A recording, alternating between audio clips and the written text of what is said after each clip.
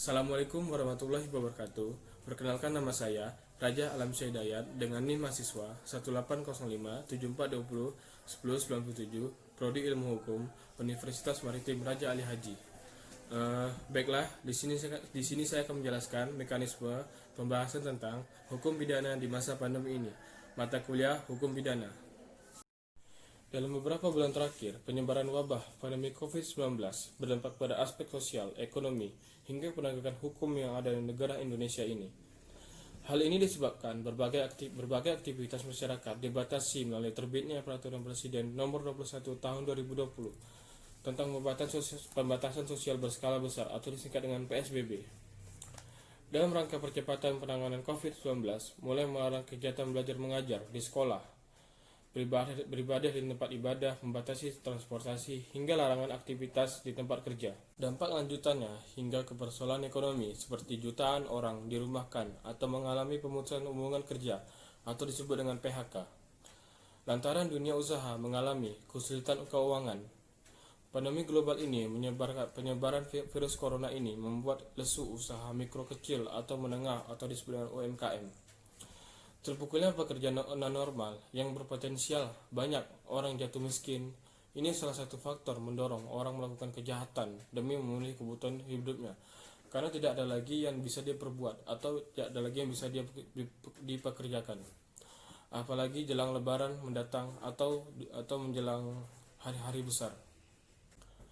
Dengan dalih memutus rantai penyebaran COVID-19, Direktur Jenderal Pemasyarakatan hingga awal Mei telah mengeluarkan 39.273 narapidana dan anak melalui pemberian asimilasi dan integrasi. Terdapat 93 orang di antaranya yang dikeluarkan itu ternyata kembali lagi berulah dan tertangkap karena melakukan tindak pidana lagi. Hal ini tentu proses penegakan hukum oleh Polri saat pembelakuan PSBB di sejumlah wilayah dan pemberantasan kejahatan di jalanan memiliki peran sentral saat pandemi COVID-19 berlangsung dalam upaya menjaga ketertiban dan keamanan. Dampak negatifnya dari dikeluarkannya narapidana adalah mereka kembali berulah membuat kejahatan atau membuat kesalahan yang sama untuk di wilayah tertentu. Namun, sebagian kalangan menilai penerapan PSBB di sejumlah daerah belum efektif sama sekali. Mengapa demikian? Salah satu indikatornya banyak aturan yang dilanggar dan jumlah angka pasien positif COVID-19 masih terbilang sangat tinggi di wilayah tersebut.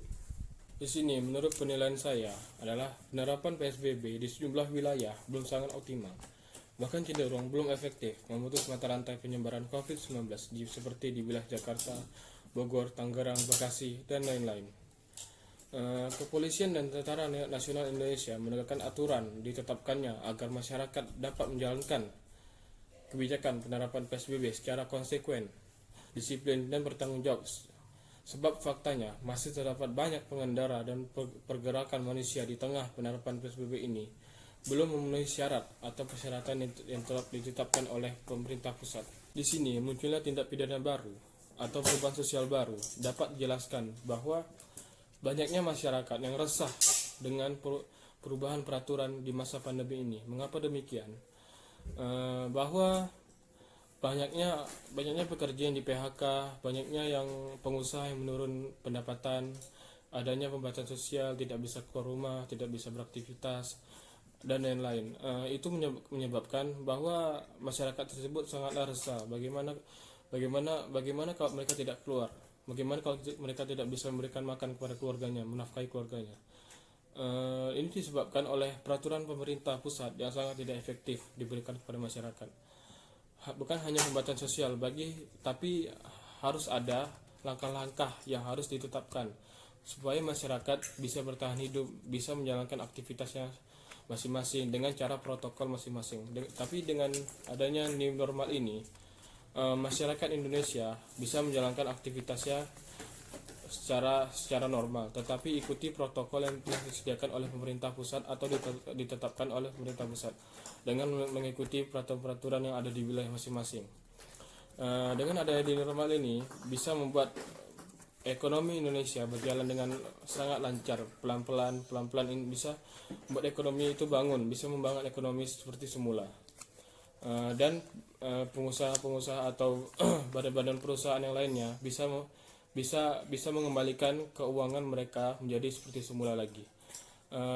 Keresahan masyarakat tersebut adalah yang tadi, tidak bisa keluar rumah, tapi dengan adanya new normal ini bisa membuat masyarakat bisa menjalankan aktivitas masing-masing, bisa mendapatkan pemasukan untuk keluarganya, dan bisa menjalankan hidup dengan normal barunya seperti semula dengan mengikuti protokol yang telah ditentukan oleh pemerintah pusat dan untuk mengikuti peraturan yang ada di wilayah masing-masing.